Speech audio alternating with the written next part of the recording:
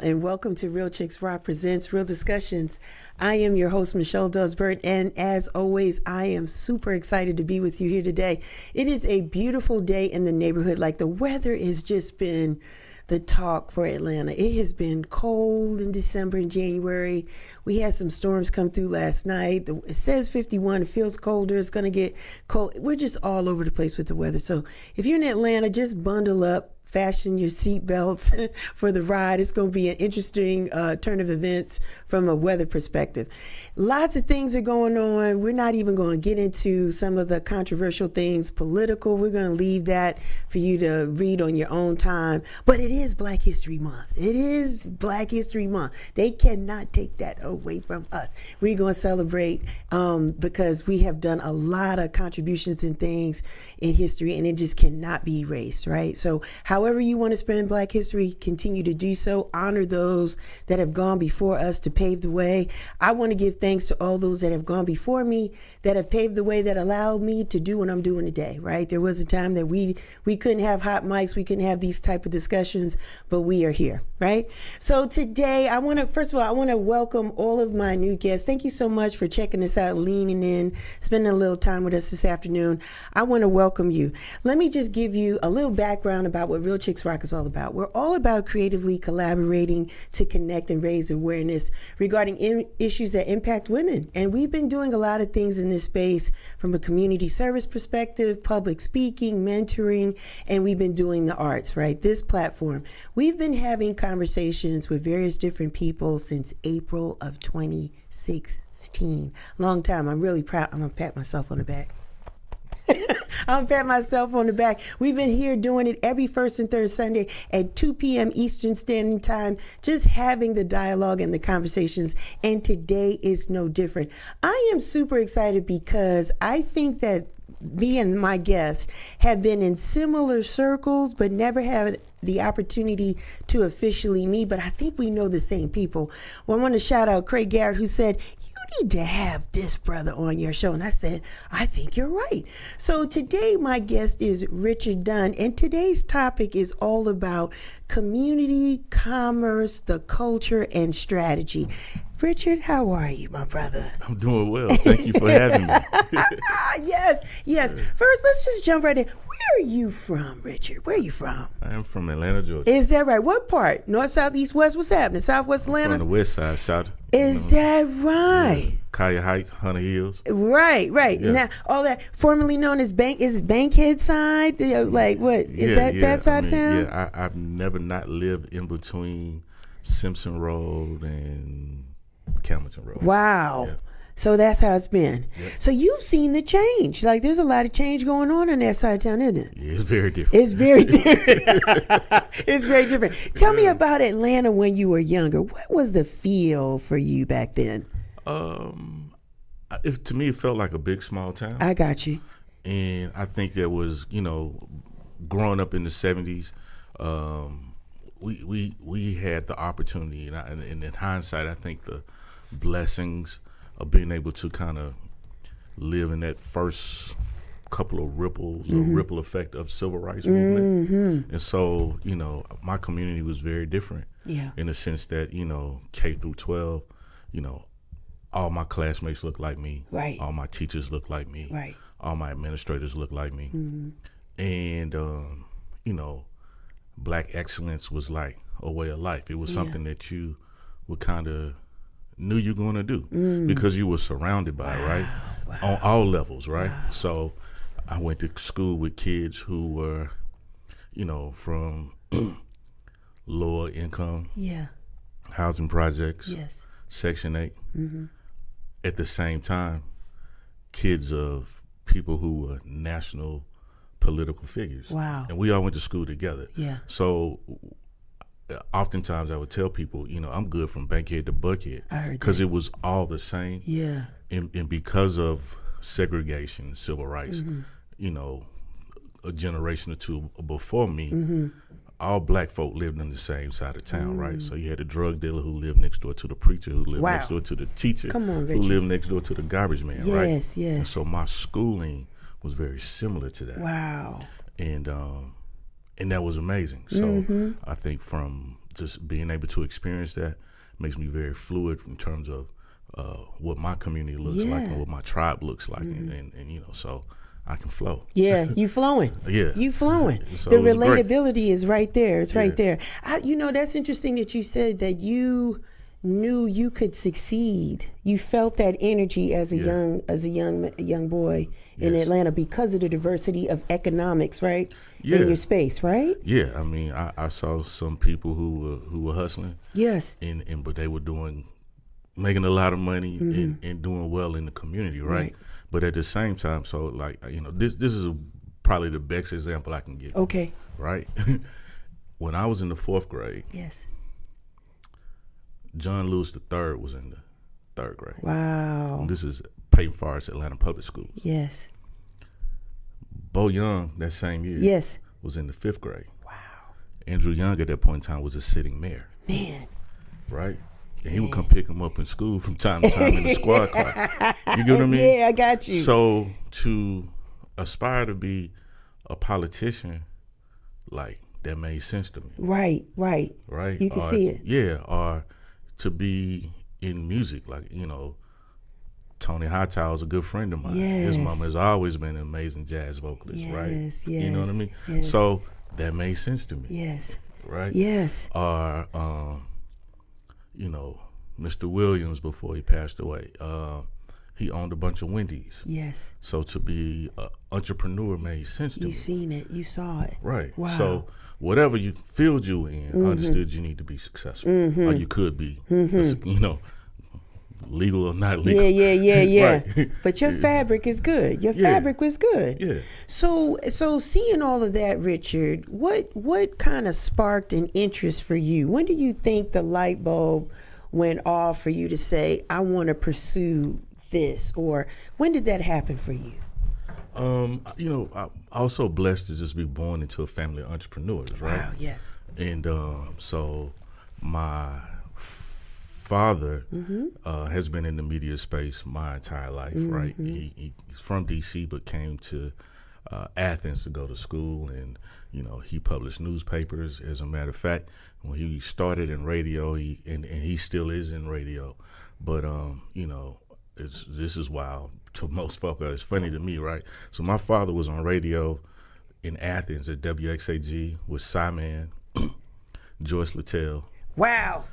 Kenny Diamond, Bill Clark. Wow, down yes, there too, right? yes, so, yes. When my parents split, so my father moved back to Athens, right? So that's where he was on radio. So, that every other weekend visit, I would go to the radio station. Wow. They would let me, that's when, Coast to Coast Top 20 would come in. It was on vinyl, and they let me play the vinyl and put in the commercial cartridge, and so I was producing a radio show. Wow. Didn't even know it, but that was just fun, right? How old were you when you were doing that? You remember? Man, were 10, you 12? 10, wow. 9, 10, yeah, like still in elementary school. Yeah, young buck. Yes, right? okay. And then on my mother's side, my grandfather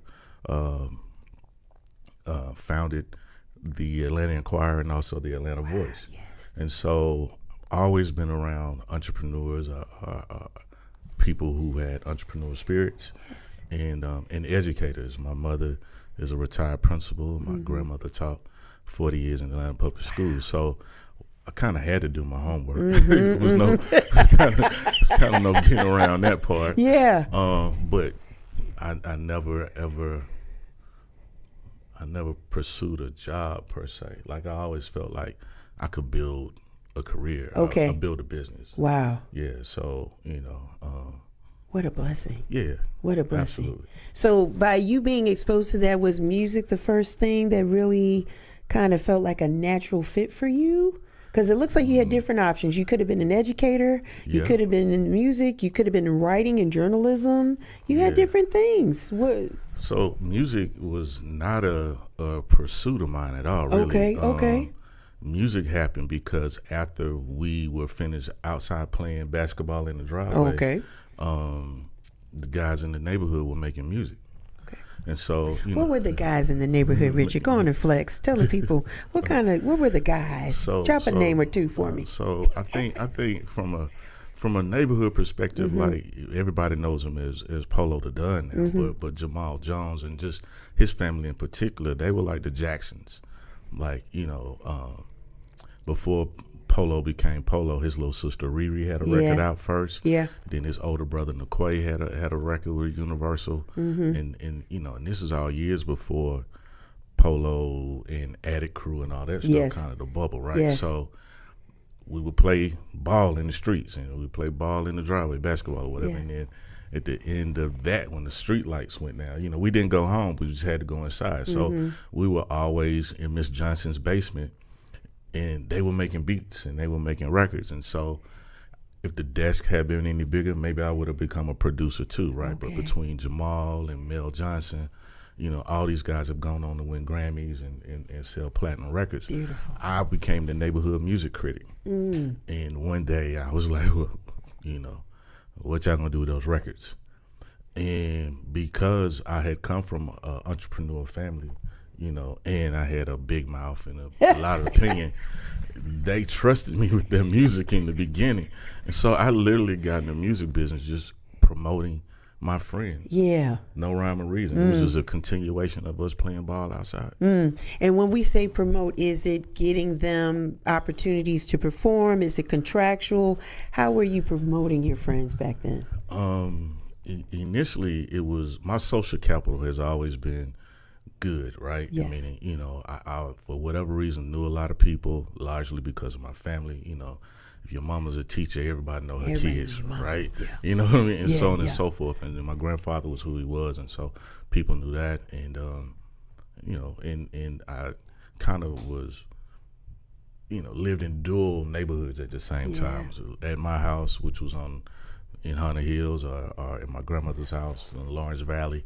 So just had all these people that I just organically knew. So promotion in the beginning was just spreading the word. Hey, check this out. This is what they doing. Check this out. This is what they're doing. And then, all my play uncles were on the radio, right?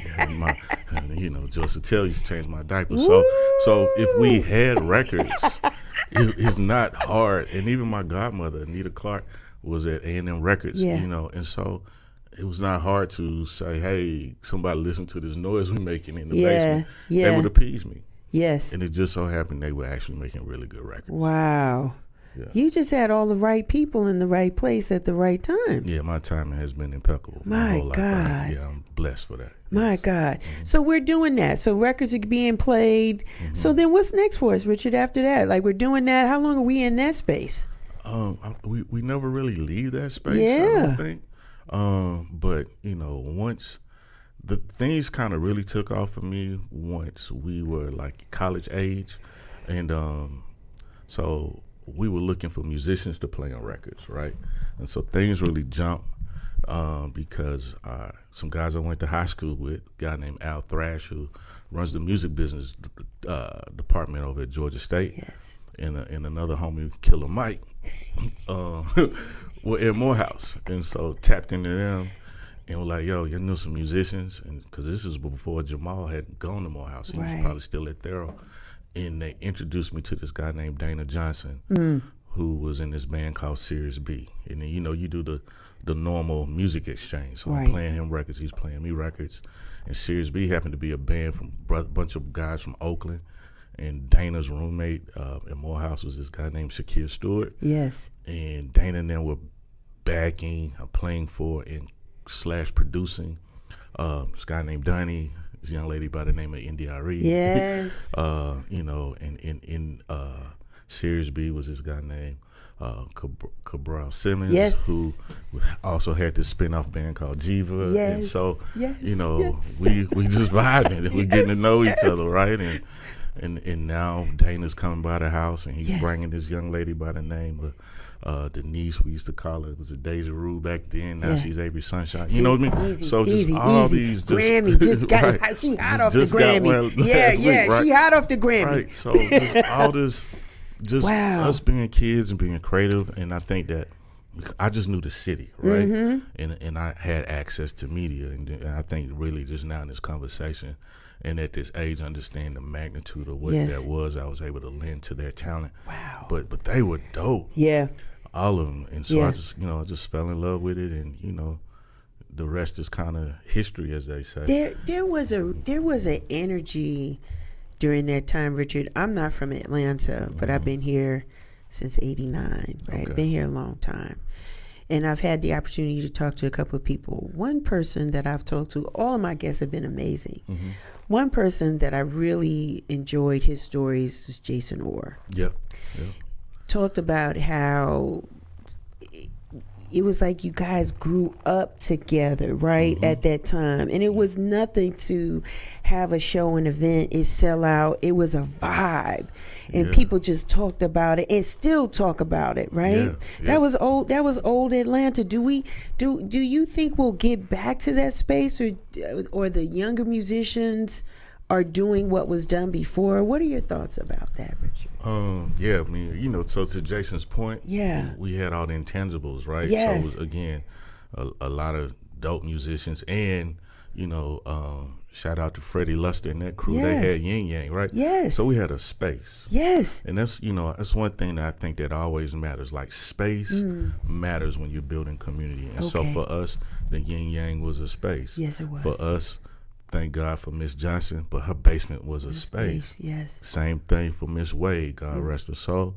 Her basement was a space, right? And so be no dungeon if it was not somebody's mama being okay with us making noise all night in her basement, because they all still had to get up and go to work. Yeah. And so for them to be able to sleep through that, look what it did for us personally, but for the city as a whole. So whenever I see these ladies, I always hug them and I thank them, because I was able to feed my kids for a long time off of that. I think it's just good parenting too. Yeah, but to answer your question specifically, I think every generation has their thing. Yes. And it looks different, right? They got their own vibe, they got their own style, they got their own music, right? What we was doing was not necessarily cool per se for our parents or our grandparents, but those of us whose parents were understanding and left us alone,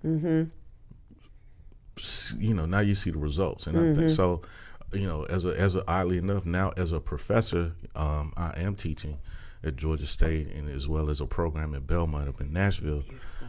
These kids' approach to music is just different, because they have technological tools that we didn't have. They have social media, right? Yeah. Like every record deal or every meeting I had to catch a flight to New York or LA and stand outside somebody's office and beat on the doors and beg for permission to get in the game. Yeah. They can DM somebody. You know what I mean?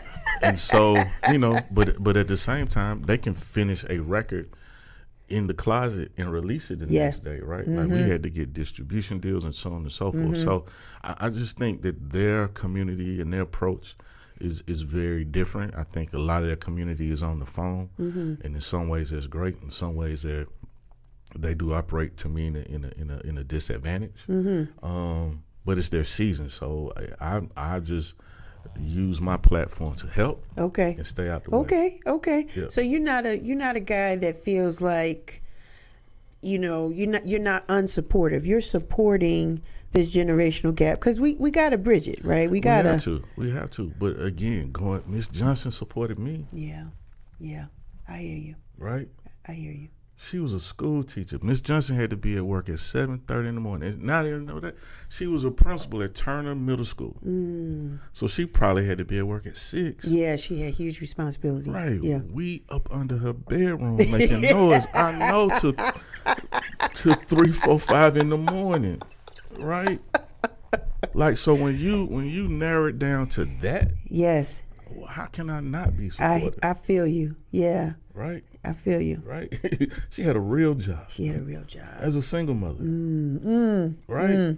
And she let us stay up all night, and whatever we want to do in that basement and in her backyard, she act like she didn't see it, and I'm going to leave it at that. I got you. Right? You said a lot right there. Said a lot right there. Right? Yeah. Right. But I think it's safety. Kudos to her, because again, she was probably thinking, I'd rather have you guys here Yeah. than to be somewhere else, and then I got to get that phone call. Right. At least here at my house, you're safe in my house, and nobody's gonna bother you, and you know how far you can go with whatever you're gonna do, right? So that's what it is. And she could feel the vibrations and know you guys were trying to do something, trying to make something happen. And that's my point, Right. And I wasn't her child. Yeah. Right. Yeah. And so for my mom and my grandmom to be okay for me to be at Miss Johnson's That's house, correct. and everybody else's mom and grandmom to be Yeah. okay that we was at Miss Johnson's Yeah. house, it says a lot. That says a lot. Richard, when you hear the word community, and I hear you say it often, even in just our conversation now, what does that mean to you? What does community mean to you? I think community means a lot of things, and that's a layered answer. Yeah, okay. Right. But I think everybody's tribal. Okay. Right. Yes. You know, like it or not, Donald Trump showing us his community. You got that right. Right. You got that right. Yeah. And you know, I'm not political per se, but I can tell you, everybody who's listening, what his community isn't. Yeah. It ain't racist. Okay. Right? He's a true capitalist. The color he's seen is green. Gotcha. And the reason I say that is because he's got entrepreneurs behind him, and they all billionaires. Yes. Right? Yes. So it ain't a race thing that he doing. He about to widen the wealth gap. It's about money. It's capitalism at its best. At its best. Yeah. Right? And so that's his community. Right? I think communities can change. Yes. Based off the season, the generation, where you are personally in life. Yes.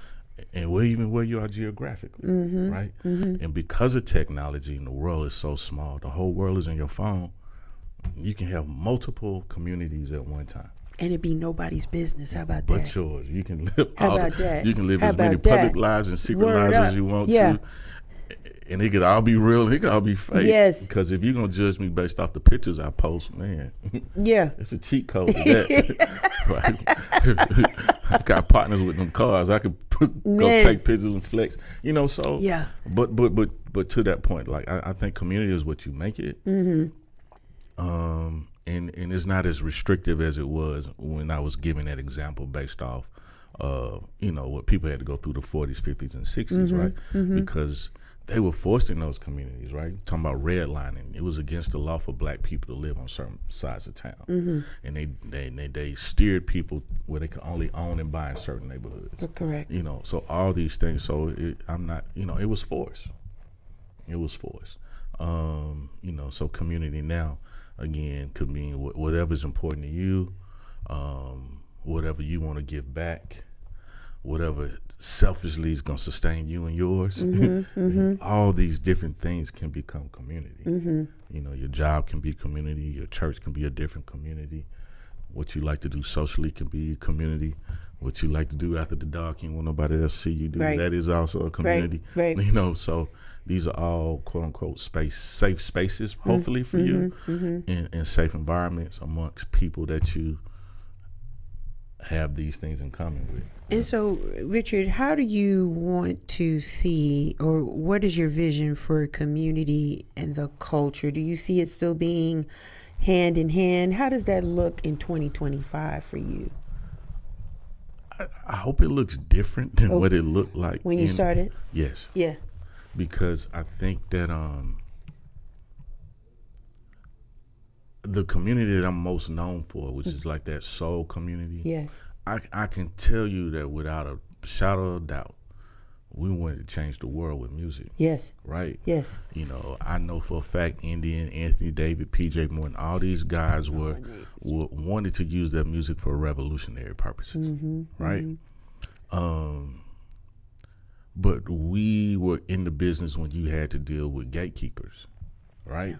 And we were also coming up at the wrong time. Right? So coming up, we was about to save R&B. Yeah. And then rap took off. Yeah. Right? Yeah. And I love hip hop. Yeah. But what if the community that Puffy built was not about being ghetto fabulous, right? But we liked that, right? Yeah. It made us feel good and we had pride, right? So we wanted to be flashy and we wanted to dance and it gave us some joy. But a lot of us in my age group, if we could go back and all that money we spent on buying sections and bottles Come on, and sir. making it rain. Come on, sir. Man, if just a little bit of that had gone into real estate, Yes. right? Yeah. What if Puffy moved like John Hope, Bryant? You know what I mean? That guy, yeah. Versus, you get what I'm saying? Yeah. But he ain't know no better either. Yeah, he didn't know. Right? And not only that, he thought he was. I mean, I'm not knocking him, right? Regardless of the stuff that's going on, right, now, right. the rest of that stuff, we all made some money off of that. Yeah, He showed us. he did cool move the stuff. needle. He moved the needle, right? He did. Him, he Russell did. Simmons, all those guys. So He moved the needle. I just hope that community is a little bit more well rounded. It takes into consideration that at some point we're gonna be parents, and grandparents, and that we are leaving this world better than we found it. Yeah, I think it is, Richard. Like, I think what's in our vocabulary these days, based on the people of John Hope Bryant's, it's a legacy. Yeah. Right? Leaving something for our kids, our grandkids to have, so they don't have to start at zero. Yep. Right? Because not for nothing, we may have come up in communities that had love and support, but there may not have been a lot of resources in that community. I'm talking about tangible capital or money or property that we could take and build. So we may have seen hardworking people, but they didn't really know how to build and project it forward, right? They just worked 25, 30 years, got a watch, got retirement, and that was it. They didn't really have enough to leave for us, right? Some of us going to college, we had to figure that out, right? Some of our parents didn't even go. Some of them barely got through high school. We're just keeping it a buck. So here it is now, because we know better, there is an expectation for us to do better. That's just our conscience inside of us. Like, listen, I want to break some of these cycles that I've seen. And they may not have been all bad. It was just how we handle money. You know? And I want to say this one thing, because Go ahead. I've done business with the brother, right? Yeah. And again, I am not defending him. No. He did what he did. Yeah. I'll leave that at that. Whatever they do with him now, that's we talking about the business piece. Yeah, go on. I would like to also say, Yes, to that point, when he started to give his artists their publishing back, that's when he got in trouble. Really? How so? Just timing is everything. Yeah. So at a point he did mature, and so you asked me earlier about intellectual property, right? So the point that he started to say, hey man, let me get these people their publishing back, because that's where the residual income is. That's where the legacy is. That's where the wealth is built off the intellectual property. These songs they made. He started to release it and give it back, right? And so we also came up in the time in the business where somebody give you a deal, they owned everything, right? Everything, right? And it's a choice to give it back. So he did start to give it back. Okay. Right? But when you go back and you look at some of the greats, your Isaac Hayeses and your George Clintons and so on and so forth. Yeah. A lot of these people didn't own their You know what I mean? Yeah. And all they could, and that's why they performed so much, because it was really the only way they could make money off of it. They didn't control it. I got you. You know what I mean? So now these deals are a whole lot better. People are a whole lot smarter. So yeah, I hope that the next generation does better business than we did and had to do. To get in the game and make it, fair. And should you own it? Because Richard, I'm on the fence and just trying to understand it, because somebody like Ray Charles, he owned his from the beginning, his masters, right? And I think Michael Jackson had owned his and acquired the Beatles, right? So he was really smart, strategic in doing that. Some people get them and sell them for like how many millions of dollars. Is there really a right or wrong, or what? I guess it's just individual preference. It is absolutely individual preference, right? Because one thing I have learned outside of music and just being an entrepreneur, the guys that I have been mentored by that don't look like me, in the business space, they build businesses to sell them. I got you. Okay. They acquire businesses, they fix them, they scale them, and then they sell them. Okay. Right? Our community will hold on to a business and a title until we run that in the ground and ain't got no value sometimes, right? We don't understand succession planning. We don't leave it. We don't put the proper documentation in place for the next generation to pick it up. Not only that, we don't allow the next generation to participate creatively in scaling the business when they're old enough to do it. Wow. Right? And so a lot of times people that look like us will run the second generation out of the business. Yeah. Right? Okay. You know what I mean? So all these things, I mean, you know, so you got to be mindful of that as well, right? Yeah. Like, we've got so much to learn when it comes to entrepreneurship and capitalism and what that looks like as a community, as Black people. Yeah. And again, you know, we started late, so we'll figure it out. We'll figure it out. And so now having this conversation with you, Richard, very enlightening, because there was a time, talking about merch, right? Clothing, the fat farms, the cross colors, the Carcanais, really big for us in our culture in the 90s. And then people got mad when they sold it, right? Was the timing wrong? Shouldn't they have not done it? But I guess it was the right thing to do at that time, because maybe they didn't have succession planning, right? Well, and saw a shift in the culture. It could have been that, but you know, if we're not looking at the P&L, we don't know. You know, right. I'm gonna drop this mic right now. You know what I mean? As a promoter, as a promoter, I can have 100,000 people in the venue and be losing money, and everybody thinking I'm making it like Christmas money. Yeah. It can all look sexy, and you could still be losing. Right. Yes. So until you got a hold of the P&L statement, mind your business. Period. Right? Because it is what it is. It is what it is. Yeah. Right? Because I've had those moments where it looked real cool, and that might have been on Friday. And on Monday, I'm at the bank trying to get a second mortgage. Trying to make it, because I done lost everything. Trying to make it make sense. Right. And talk to me about that, because you talk about how ticket sales are important, right? Ticket sales is the way that revenue is generated that actually gets to the artist. And as a consumer, we're like, the service fees are high, like the prices of tickets have gone up, like everything has changed. We came out of COVID, it's just different. You know what I mean? You can't go nowhere and see nobody under $100. That's done. Yeah. And just getting in the building might cost you $150. Yeah. And you ain't nowhere near the stage. You're looking at the Jumbotron to see what they really actually singing. Right. So things are different. So how do we how do we calibrate with this new mantra that's going on now with sales and revenue and things like that? Because you're right. Because we see it sold out. We do quick math. We're thinking everybody involved in this is making money, but that's not always the case. No, it's not the case. And if you're an independent promoter, all you have to go off is the ticket sales, right?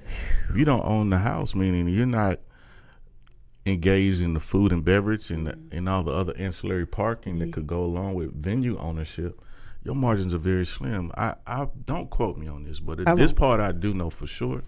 Like Live Nation, for as big as they are, you know, profit for them can be less than 10% of the gross revenue sometimes. Like, they not making the kind of money that people think they are off tickets. Okay. Like, the margins are slim to none on just about anything. And so what people, I think is like people, because entertainment is like, you're supposed to do this to please me, they forget it's a business. Yes.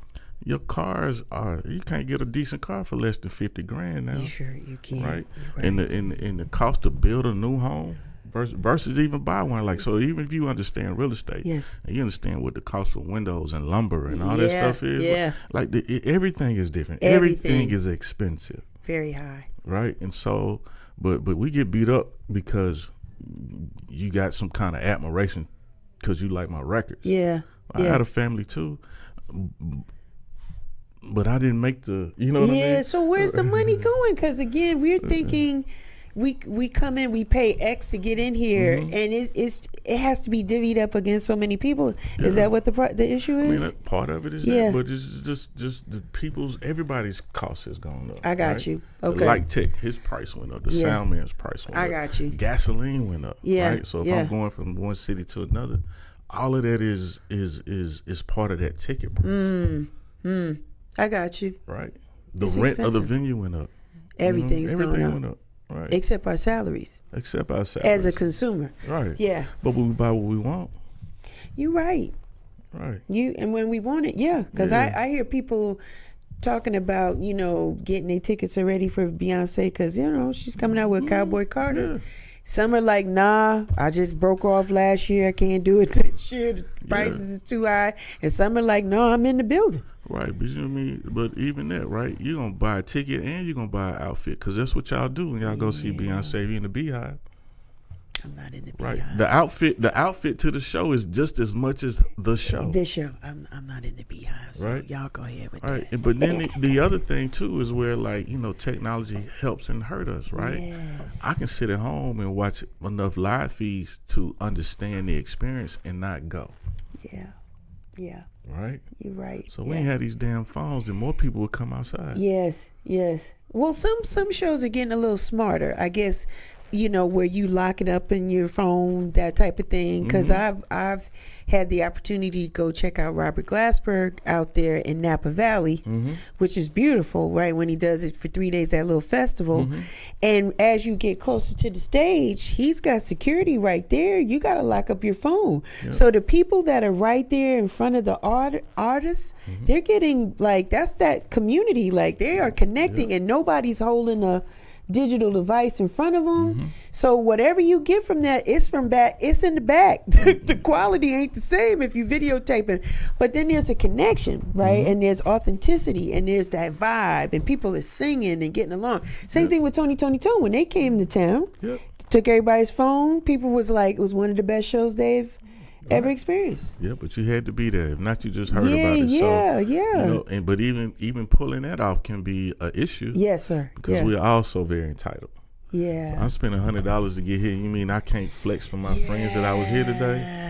Yes. My phone. I need my phone for emergency and all that. That's a lie. They need they need proof. What they call it, proof of life. They need proof of actually here. Yeah. I think the best you can do is stand up under the venue sign, maybe show your ticket, but that's about it. But we want you to be present for the show, so that's what it is. We need to learn how to be present in general, man. Yes. You see families out to eat and everybody on the phone, so nobody's having conversations. So all of that's a problem. These phones are a blessing and a curse sometimes. What about the commerce piece, Richard? How can we improve upon that? We do have these phones. They're smart, right? Everything is online. E-commerce is the thing. Everybody buys everything through Amazon. People getting their groceries delivered. How can we improve or get more engaged in that component? We just got to stop being consumers only. And that's with everything. Yes, everything. Right? And we also have to learn how to be patient in our personal and professional development and product development. Yeah. Everything that catch quickly and nobody's really an overnight success story.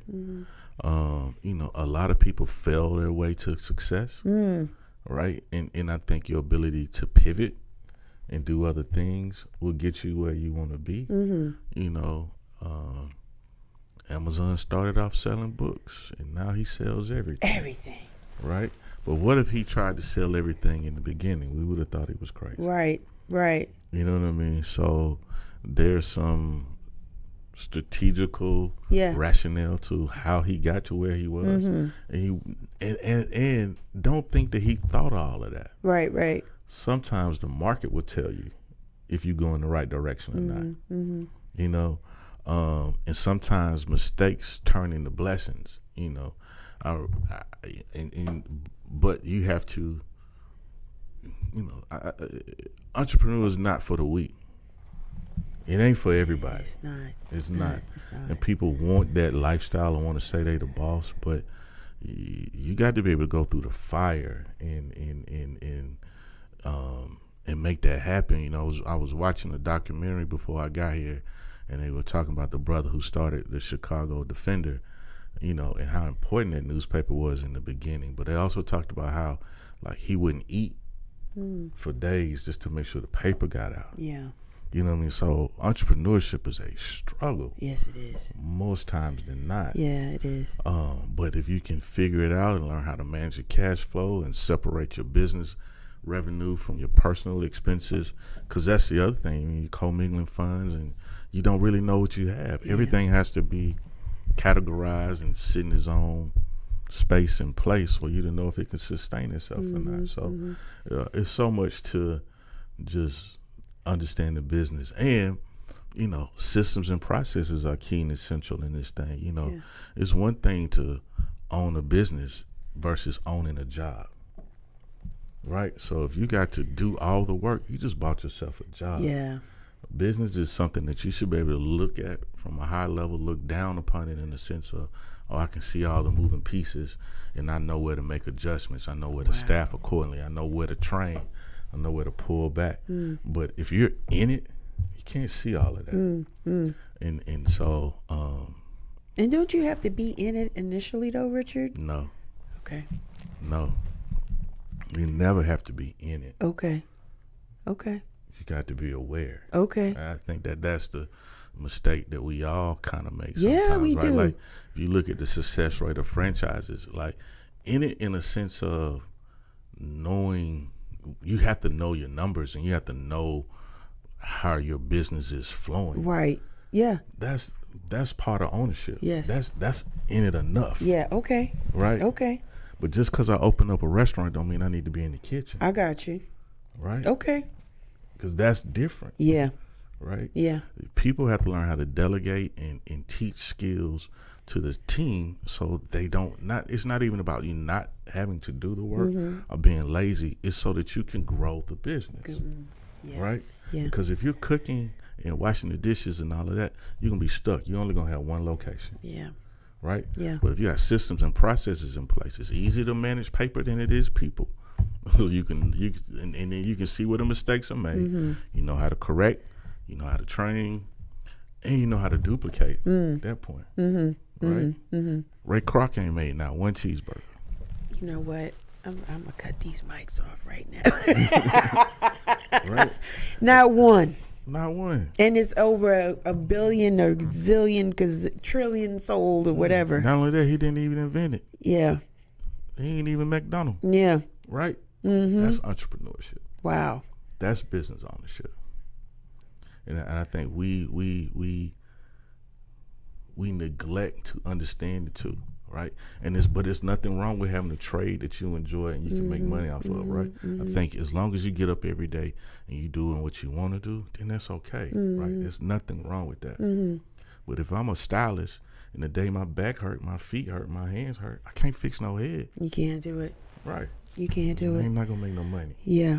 Right? Yeah. But if I like hair care products or that industry, I do better opening up a shop and providing spaces and places for people who actually can execute the service.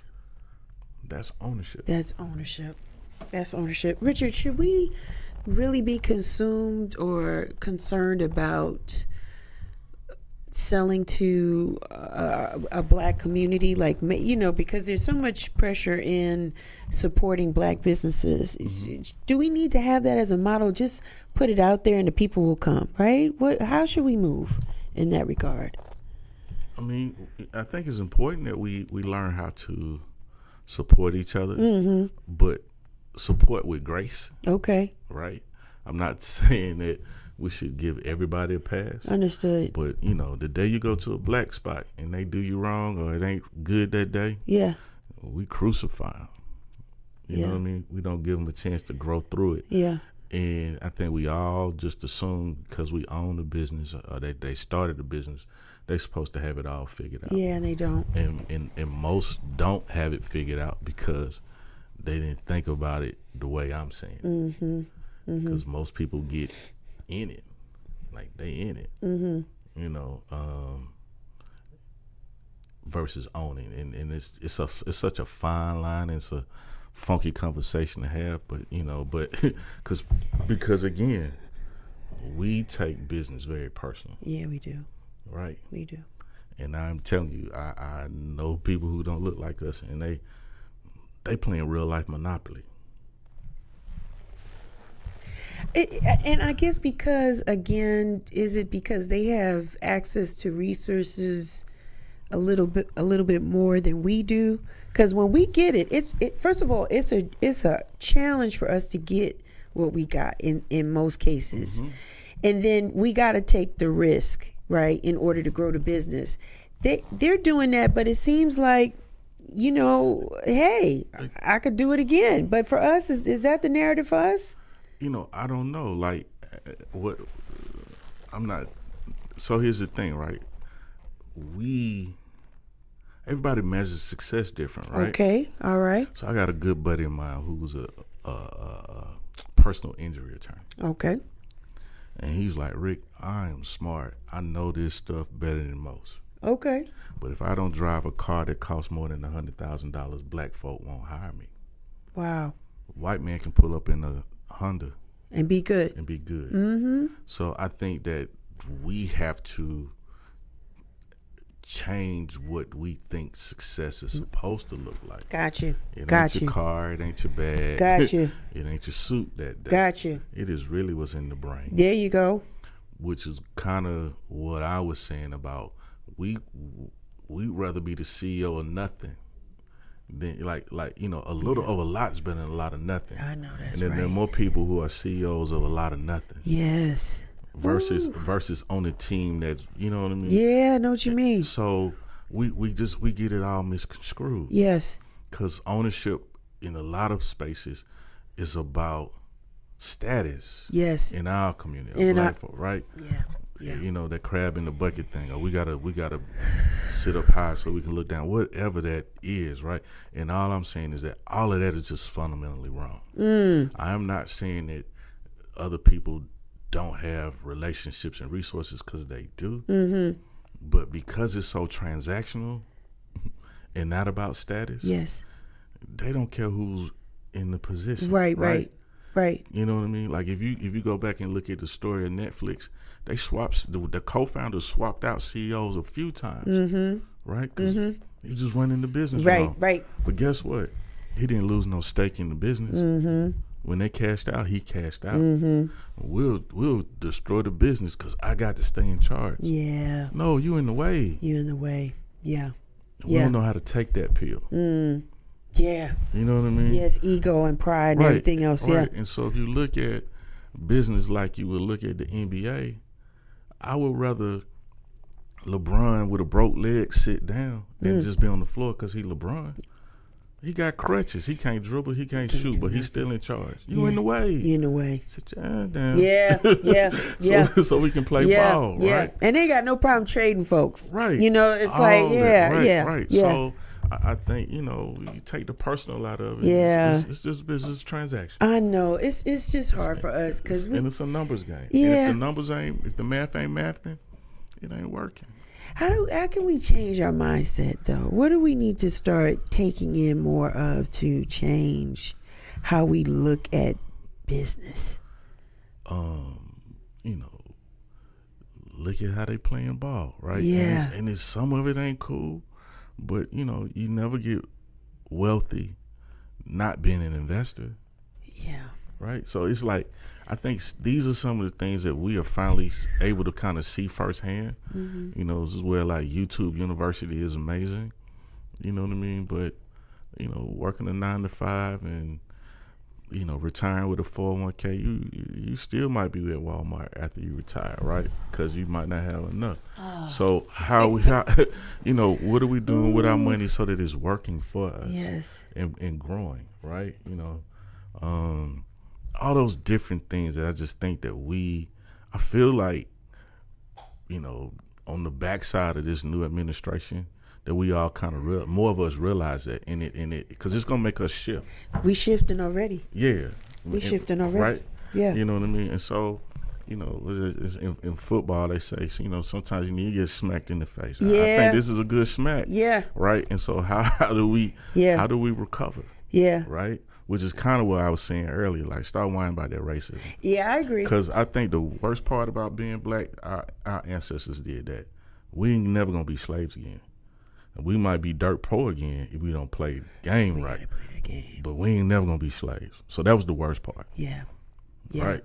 I'm with you. Right. So how do we, one, stabilize ourselves and then grow? Yes. That is where everybody need to be. I agree. That's what I was Right. saying before. And so the only way you stabilize and grow is to think green, because that's what they thinking. Because they screwing up poor white folk just like us. Yeah. It's about money. It's about money. It's about money. So that's what we need to get out. I know. I agree. You got no argument out of me on that. That's what I It's about that. I want to ask you one other thing about I want to go back to the music. You are a wealth of information. You know that, right? Do you know that? I don't know that, but thank you. You are a wealth of information. You are definitely a rich man. I'm sitting here talking to a rich man because you have insight, and I appreciate that.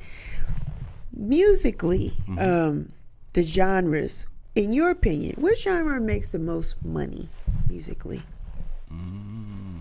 Black music wise?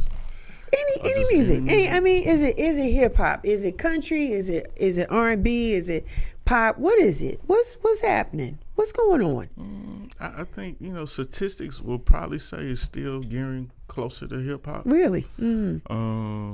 Because of the impact, right? Rap music got us wearing Adidas, and you know what I'm saying. So right, rap music got us buying certain liquor brands. Yeah, rap music has us doing. You know what I mean? Yeah, and we're always helping people make money. Yeah. So, and so I would tend to lead that. Okay. Hip hop travels well internationally. Right. I've been in foreign countries and snuck off the resort and went to go hang with the locals, and they listening to Gucci Man. You know what I'm saying? But nobody speak English but me. But they know that. But the guys in the kitchen that's right. are listening to Gucci. So, I would, if I had to make an educated guess, I would kind of say that. How does that make you feel, being that you're from Atlanta, and at the top of our conversation, you had the opportunity to go to school with some of these people, just create music with people, seeing things just bubbling up, and here it is, 20, 30, 40 years later, hip-hop is still a thing. How does that make you feel? You feel like you're proud, you had something to do with it? I guess I'm slow to answer because I never thought about that, how it made me feel. They Right? say I ask good questions. Yeah, that was a good one because I never took it personally. But I think it's amazing, right? I think it's great to be able to sit back and say, I was part of something firsthand. I can articulate it from the beginning. Right. In my own little way. You know what I mean? From Binky, who lived down the street from me, was the DJ at Jelly Beans, and going to his house and listening to that, and my mama finding my first Too Short tape that I had bought from Turtles, and Turtles, right? You don't hear that name anymore. Turtles, come on. You know what I mean? To where I am now in terms of being a college professor and teaching, and as a matter of fact, one of my students is Dre TL, who just won this season 2 Rhythm and Flow. And so I guess now that I'm trying to find that answer and I'm talking or speaking my thoughts, it's kind of cool, right? It's kind of cool, right? And I just, and I like it's even cooler than that, right? And then for Mike to win, Killer Mike, to win those Grammys. Yes. At our age, because we're the same age. We graduated together from Doug High. So shout out to the Astros who are listening. That means that we can do this for a long time, right? Because that is something that we have not allowed our artists to do, right? Mick Jagger gonna do Rolling Stones in a wheelchair, and ain't nobody gonna be mad. You know what I mean? And Frankie stopped, God rest his soul. Yes. Frankie stopped singing us 20 years ago, and nobody got mad at Frankie. No. He would stick the mic out, and we would sing all them songs back to him. We just wanted to see him in the white. We just wanted to see him in that hat, be cool, old Frankie. You know, so if MCs can continue to do that, that's a good thing. So I'm wondering, how long guys gonna go? If we're gonna go, we're gonna go. Now our drivers might be different, right? Might be because some of us may have to do because we didn't really set ourselves up to stop.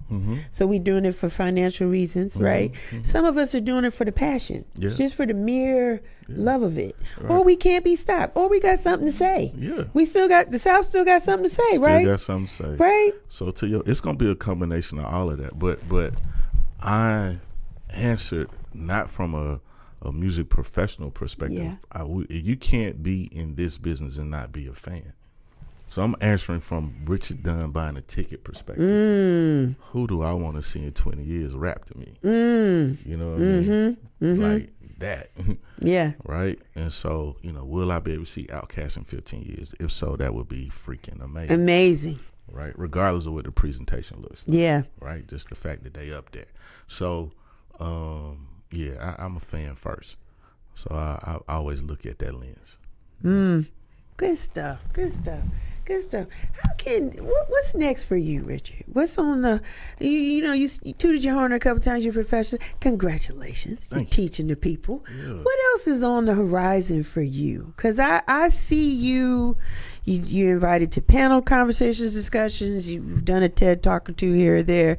You got something to say. People honor you and respect your thought process. I'm telling you that. Craig Garrett said, Michelle, you need to have a conversation with Rich Dunn. He's one of those guys. You are looked at as one of those guys here in Atlanta. You saw it from the beginning. You're still engaged, involved in it. You have a desire and a passion to make sure it still evolves and it doesn't sit on the shelf. You want to share the information. You're setting up other people to win and be successful. What's next for you? Is there a book in you? What's going on? What's happening? What? Feel seen. What's happening, Richard? What's next? We are all guilty of getting in our own way. Yeah. And so, what's next is probably what I have intentionally avoided, because I have always been the guy to help those who are forward facing. Okay. And I don't think there's nobody else to help but me. So at some point, I probably do need to become forward facing. You do. And probably do need to write a book. And probably do need to start a podcast. You do. Probably need to do all the things that I tell other people that they should do for themselves. Right. But I am, I'm excited about being academia, right? Yeah. So because of doing what I'm doing now, it has forced me or inspired me to finish school. So a lot of people don't know this, but we got to making music money very early. So I dropped out of college. Okay. It never went back. So Okay. I actually will graduate from Morehouse in May of this year. Congratulations. Full-time. Morehouse, man, singing with my son. Congratulations. Yeah. And applying to grad school. So I could see Professor Dunn being the thing. I kind of like that. I enjoy giving back, to your point, but I learned so much from these kids. It's crazy. And so in order to excel in that space, a book or two or a few was going to be needed and necessary, and writing in some journals. And, so I see academic in my space, and, building more businesses. I just don't want to be in them. I think that Atlanta has space for a couple of cool venues that don't exist in this market. That's good. So I've been praying and meditating on that. Yeah. Actually went to look at some stuff recently. And so, maybe another venue would be cool. And, and then some media ideas as well. Good for you. Yeah. So, Good for you. Yeah. What's your thoughts on media? We didn't really talk about that. What's your thoughts on media? How it was when your father, was in radio versus it is where it is today. Yep. This whole digital platform versus how your dad was doing it. What's your thoughts on that? The digital thing is amazing. It's no limits, right? Yeah. You can do a whole lot. I think the only downfall to it is like it's consumed so fast. You know what I mean? like this interview is old as soon as I get out this chair. But it'll be around forever. It will, and right? accessible to yeah, true, right? a but vast at amount that of point, somebody gonna find it, right? Yes, absolutely. But at the same time, you think about that, right? Thursday night at 8:00 when we was growing up, what was coming on? Cosby. Did you see what I'm saying? Yeah. Right. That's very different. Cosby, yeah. Right. Yes. Versus now, I'm just scrolling on YouTube and I might find a little chunky bald head guy talking about something, right? So, I understand. Right. Yeah. So I think those are the things that are very different, right? Versus like we were anticipating looking to see something. If I want to waste a weekend, I done watched the whole season or something. On one of these streaming platforms. So just understanding how to produce at a quality but accelerated rate. Yes. So you can keep up with consumption, I think is going to be one of the challenges in media. But this is it. This is it. Right. I think all forms of entertainment kind of melt down into something that looks like digital media. And so that is one of the things I stress to my students and I teach a touring and concert management class, but you got to get in the media space. Yeah. It's no avoiding that. And it's almost like you got to have a podcast to even be validated. Like the goalpost is always changing, the end zone is changing, right? It is. So at one point in time, to have a blue check on Instagram was the thing, right? Yeah. Now if you ain't got a podcast or no real reels with you intelligently speaking upon what you say you do, there's no way to validate you now, right? Because the website is insufficient at this point, right? So all these things have just changed. So digital media is where it's at. So kudos to you for being able to sustain, because that's what I do see. People get going in this space and they're good for a month or two. And they fall off. Man. Yeah. It's a passionate thing, Richard, and it's about community, right? Yeah. Community means a little different to me, but I think it has the same essence. I think that Atlanta has so many great stories to tell, and you get on a regular radio, you got maybe 8 minutes to tell your story. That's not enough time. I really wanted to create a space where people could come and tell their stories, and it could stay with us forever. Gotcha. So even while I'm gone, somebody can find this conversation and learn a little bit more about you, right? And so that's really what it is. And I think in the digital space, it's consistency. That's really all you have.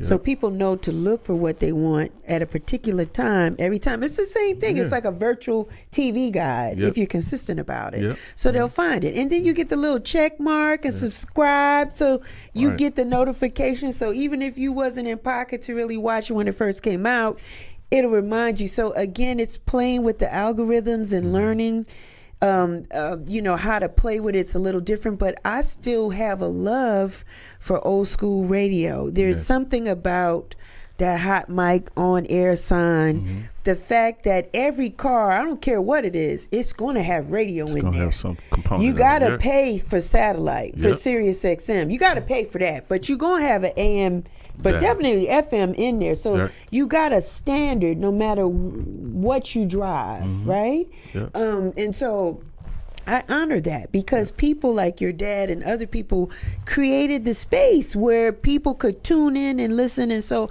I know we are digital. It feels very it feels very tight, because if somebody has something to say, all of a sudden they're a subject matter expert on it, or they have the ability to voice their opinion on it without any fact checking or whatever. It's just, but I'm looking at it as people just having conversations, right? And that's really what we're doing. Well, again, just kudos to you for having the passion, and more importantly, like the discipline to do that. So this is my first time experiencing you and your show, but one, this is amazing, but two, like I know what this takes, right? Yeah. You got to do this.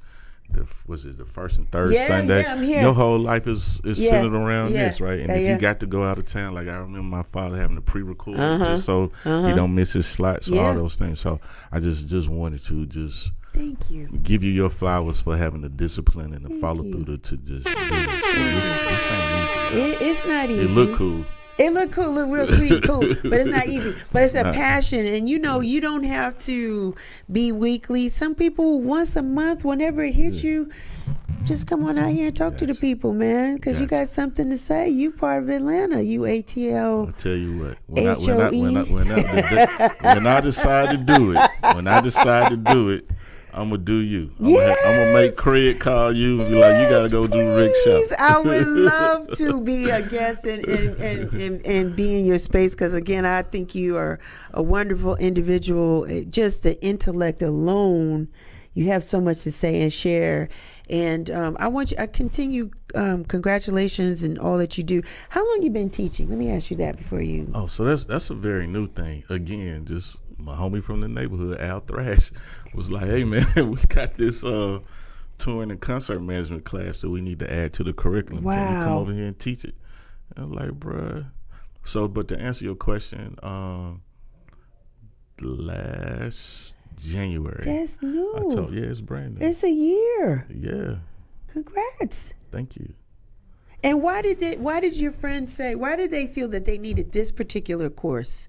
Well, because of the importance of touring and concert, right? We don't pay for music anymore, right? So you are going to pay or do like I do. You're going to pay Spotify, Apple Music every month, regardless of who put a record out, because that's our new record collection. Yeah. So it is important for those in the music business to understand how to tour and manage concerts properly, because that is where consumer puts their money in their pocket directly. And so if you don't understand that ecosystem and how to do that profitably, yes, and you're gonna really have a tough career, because these streams, they're not as lucrative as selling records were. Not at all. The money is night and day. Yeah. Is it about the matter of downloads in order to get the money, or how many times it's actually streamed? They making pennies on the. It's like no money. It's no money. So they got a tour. They got a tour, or they got to learn how to maximize their brand and their image, so that if they're not touring, then they've got brand deals, they've got clothing lines, they got something. All the things Beyonce's doing. Wow. Right, to eat properly. Yeah. So records are getting millions and billions of streams, and when they get to busting that money down, it's no money. It's not what it used to. And so we're back to starving artists, literally, almost. Well, you're starving if you don't know how to maximize your brand. And most people don't know how to do that, right? Right, but most artists, not most, but a lot of artists at least can perform well. Okay. So if I am able to help them understand that cash flow, and hopefully they can go on the road and not lose money, because touring is a business too. So we started off talking about how a tour or a show could look great and still be a loss. Yes. So I'm hoping that they go in after taking my class, they understand how to do a budget for a tour. They know how to route it properly. They know how to settle the shows properly with the ticketing services. They know how to manage relationships well with their internal crew, as well as the venues and other promoters that they'll be working with. So it's a whole language. It's a language. And I'm happy to be in position to help them learn. Wow, this is amazing. Because I didn't know. You hear this, but to actually have a class to help teach people about it is amazing. Because again, we weren't talking like this even 5 years ago. Not at all. We just thought that people were artists, they got a record deal or whatever, and they was out here making this money, but it's not. No, it's not. It's a tough living. It's a tough living. It just look real sexy. It just looks sexy. Somebody got to teach us how to make the money. Go on, Richard. Where can people find you, sir? Where are you? Man, I'm not hard to find. Because I slid in the DM. I was like, hi, Richard. Right. So everybody else can slide too, I guess. I was like, hi, Craig Garrett said I should reach out. Yeah. How can people find you? Instagram? Where you at? I'm on all the platforms, but I probably pay more attention to Instagram. So I am Richard Dunn. Is my IG. So feel free to reach out. Okay. Richard Dunn on Facebook, but I don't play on there too often. Facebook is rough. That's like obituary. That's tough to be on there. But Instagram. It's a whole thing. I'm gonna ask you this about the class. Can anyone sign up for your class, or you have to be a student No, of? you have to be enrolled at Georgia State. Okay, be enrolled in Georgia State to take your class. Yeah. Man. But I guess I might need to build my You own. might have to build something because there's other people that are not as young that may want to learn more about the business, and just something to think about. Come on, man. Don't be stingy with the knowledge. Damn, Michelle. Got me writing books. No, and you don't be doing stingy with the, podcasts, because and now I we do a just class. said we're never too old, right? Look, Killer Mike out here, other people out here, we're seasoned, and we're like, hey, how do I really get into this the right way? And I got to go to Georgia State to get that? That ain't right. Can I get a virtual? Can I get a master class? I got you. It might be a master class. You need to be bundled in the master class thing. I might need to hire you to be my Yes! manager. Go on, put me on. I love this. This was awesome. Thank you, Richard, for your time. Thank you for having me. This was amazing. Good. And I learned so much. I learned more things. There was just stuff that I had questions I didn't know. But I want to thank you for just continuing to be a gentleman. Thank you. And just being a light in the community, right? Appreciate it. Helping everybody just get on and understand their path musically, strategically, about community, just business, entrepreneurs. And you sound well, too. Shouts out to your family. The education was just oozing out. You sound really, really well. My old girls will be happy. I'm blessed to have both my grandmothers still. One is 95, one is 98. And they stay cussing. So I have to call them and tell them that you approve. Yeah, you did good. You're a good guy. Listen, that's my time here. Listen, Real Chicks Rock, we're everywhere. We're on Instagram. We're on Facebook. Yeah, I know. I'm thinking about coming off of there. I don't know. We got the website, realchicksrock.com. Go out there, subscribe, because we do blogs and newsletters and things are happening over there. Listen, we're on YouTube. We got our own YouTube channel. If you're not already subscribed, subscribe, like, and share, because that's how we get this word out. This is good content. Don't be stingy and keep it to yourself. Share it to other people so they all know what's going on in the world of Real Chicks Rock. Listen, that's my time. But those of you that know, I loved and honored Frankie Crocker. He was on the radio on WBLS 107.5 up in New York when I was born and raised. And every time he ended his show, he would say this: may you live to be 100 and I live to be 100 minus a day. So I would never know that beautiful people like you had passed away. Until